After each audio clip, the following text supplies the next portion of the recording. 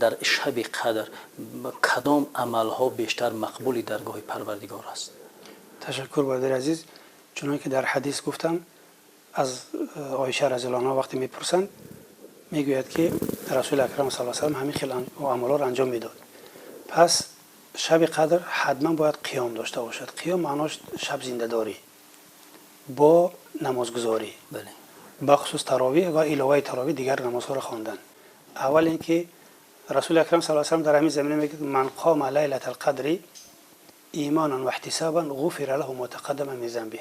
هر کس شب قدر را از روی ایمان و احتساب رعایت کند، هر گناهی که تا همون زمان دارد پروردگار را میبخشد. ایمان یعنی از روی اخلاص، احتساب یعنی با امید پاداش از پروردگار.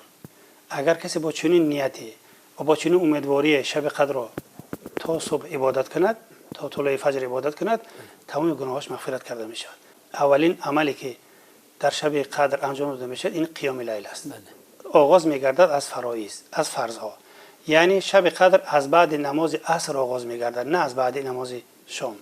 برای این دلیل ها هست که شب قدر از بعد ادای نماز عصر آغاز می گردد تا طلوع فجر. و عمل اول اگر قیام باشد، اول دوم قرائت قرآن است. کسی قرآن خوانده میتواند قرآن میخواند، کسی خوانده نمیتواند به زبان تاجیکی میخواند. و هر کتابی که باعث هدایت انسان میشود خواندن در شب قدر جایز است. و دیگر عمل این عمل دعا و تضرع و التماس و تضرع است و باید بیشتر مردم دعا کنند. در همین زمینه عایشه رضی الله عنها از رسول اکرم صلی الله علیه و آله میپرسد که اگر رفت و نشستی من به شب قدر مناسب آمد کدام دعا را باید بکنم؟